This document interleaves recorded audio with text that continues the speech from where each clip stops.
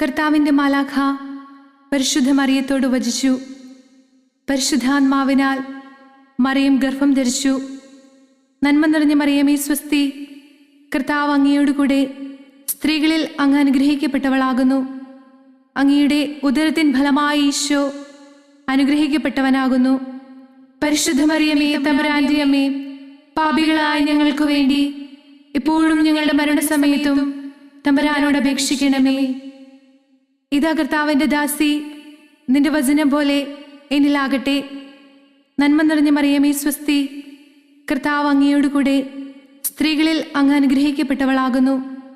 അങ്ങയുടെ ഉദരത്തിൻ ഫലമായി ഈശോ അനുഗ്രഹിക്കപ്പെട്ടവനാകുന്നു.